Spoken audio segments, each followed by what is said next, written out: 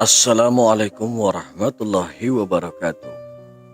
Sobat Cemen dimanapun Anda berada. Hari ini sebuah kisah nyata yang diceritakan oleh seseorang. Bismillahirrahmanirrahim. Sudah beberapa bulan Joni lulus dari kuliahnya.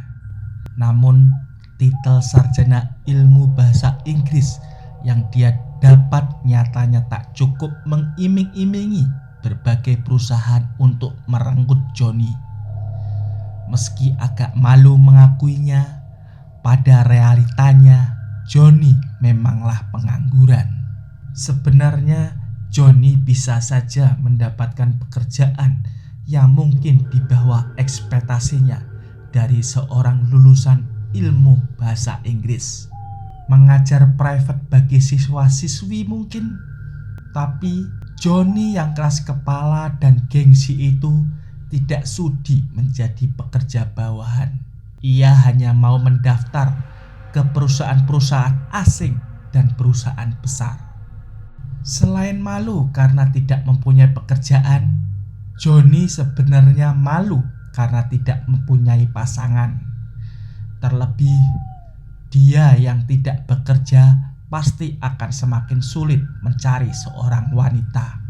Ayolah, wanita mana yang mau berjanji sehidup semati dengan orang seperti Joni di zaman saat ini?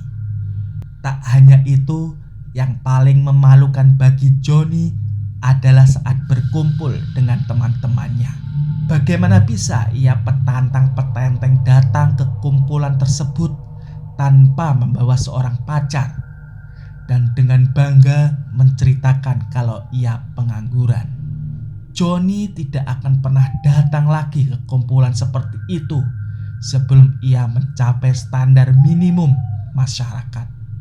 Namun suatu hari watak keras kepala Joni luluh oleh seorang wanita lemah lembut dan cantik bernama Dian. Kepadanya Joni jatuh cinta setengah mati. Semua beban hidup langsung hilang setiap saat Joni menatap mata Dian. Setelah seminggu PDKT, akhirnya mereka pacaran. Tak menunggu lama, Joni yang sudah cinta mati kepada Dian itu mantap ingin meminangnya setelah sebulan pacaran. Joni hanya ingin memiliki Dian seutuhnya. Dia tidak rela jika nanti Dian jatuh ke tangan orang lain. Tak disangka Dian menerima lamaran Joni. Dian, begitu ia sapa, pernah berkata kepada Joni, "Mas, aku tahu kamu pengangguran, tapi aku yakin kita bisa berjuang bersama. Aku mau menemani kamu sampai jadi orang sukses." Tentu saja ini membuat hati Joni melunak. Ia tidak pernah menyangka akan menikahi seorang wanita yang mau dengan pengangguran sepertinya.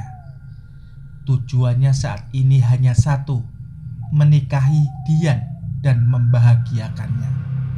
2 bulan menikah, Joni dan Dian tak berhenti dirundung kebahagiaan. Meski hidup serba kekurangan, mereka tetap bahagia dengan cinta yang masih bersemi di hati. Di bulan ketiga, kebahagiaan mereka memuncak. Dian positif hamil. Mereka sangat berhati-hati dalam merawat buah hati pertamanya. Joni belajar bersabar meladeni permintaan istrinya yang bermacam-macam. Tapi semakin mendekati bulan persalinan Dian, kesabaran Joni semakin menipis. Ia mulai khawatir. Sampai detik ini, Joni masih saja menganggur. Biaya hidupnya selama ini berasal dari uang patungan orang tua Dian dan orang tuanya Joni. Kemarin Joni sudah diperingatkan orang tuanya untuk segera mencari pekerjaan. Tapi nyatanya sampai sekarang belum juga ada perusahaan yang mau menerimanya.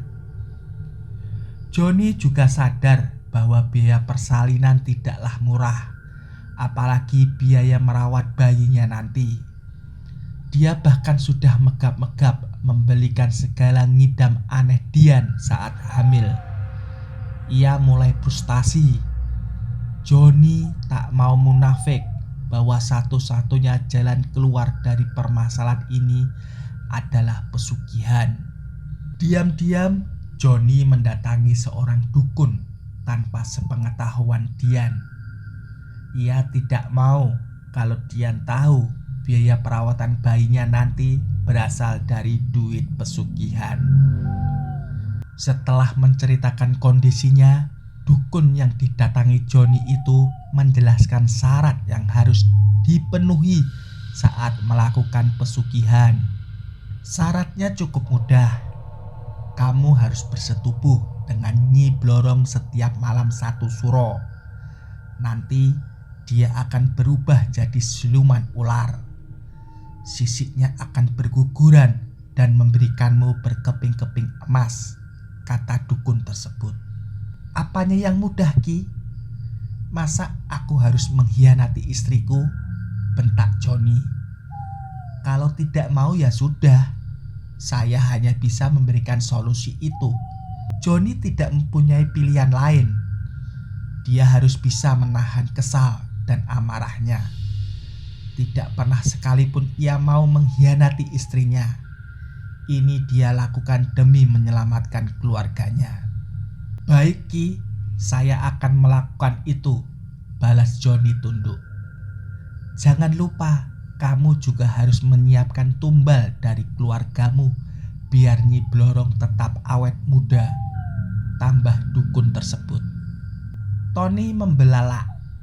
Mana mungkin ia mau menumbalkan salah satu keluarganya untuk pesugihan ini. Tetapi tetap saja nasi sudah menjadi bubur. Joni pasrah dan hanya menganggukkan kepala mendengar hal tersebut. Semalam bertepatan dengan malam 1 suro, Joni tentu saja sudah melakukan ritual tersebut. Tapi Joni kian bingung. Nyi Blorong memberikannya tenggang waktu untuk menentukan siapa keluarganya yang akan ditumbalkan. Yang pasti Joni tidak mau mengorbankan Dian. Ia adalah belahan jiwanya. Jika Dian mati, ia juga harus mati. Joni juga tidak bisa menumbalkan orang tuanya. Ia tidak mau membalas air susu dengan air tuba. Satu-satunya harapan adalah bayinya sendiri. Lagian Joni masih bisa punya anak lagi nanti. Entah apa yang terjadi dengan akal sehat Joni saat ini, tapi dia sangatlah tertekan. Lagi pula bagi Joni, bayi itu terasa membebani hidupnya dengan Dian. Kalau saja dia tidak ada, pasti Joni tidak akan seputus asa ini dan pasti bahagia saja hidup dengan Dian. Keputusan Joni bulat, ia akan menumbalkan anaknya sendiri. Joni berangsur-angsur kaya setelah itu. Dia bilang duitnya itu berasal dari pekerjaan barunya setiap kali ditanya Dian. Tapi bukan itu yang membuat Dian heran saat ini. Baru saja ia mengalami kejadian aneh. Bayinya yang ada di dalam kandungan tiba-tiba saja menghilang. Kejadian itu membuat Dian sangat terpukul. Ia menangis berhari-hari. Dian juga tidak bisa tidur dan menolak makan. Joni yang sekarang berduit akhirnya membawa Dian ke dokter untuk diberikan perawatan. Namun semua itu sia-sia karena Dian tidak kuat dengan goncangan tersebut. Peristiwa menyedihkan itu telah mempengaruhi mental Dian. Ia mulai bicara melantur. Bahkan sekarang Dian sudah tidak bisa mengenal siapa Joni. Joni sangat sedih melihat keadaan istrinya itu. Dia tidak tahu kehilangan anaknya akan membuat Dian menjadi gila. Joni menyesal sudah melakukan pesugihan. Kini ia sadar bahwa pesugihan hanyalah menjanjikan kenikmatan yang fana, sementara pelakunya akan mendapatkan sengsara yang tidak berkesudahan. Sobat Jamin, jangan lupa like, komen, share, dan subscribe supaya channel ini semakin berkembang dan bisa senantiasa memberikan cerita-cerita misteri, cerita-cerita horor, cerita-cerita mistis yang bisa membuat bulu kuduk merinding.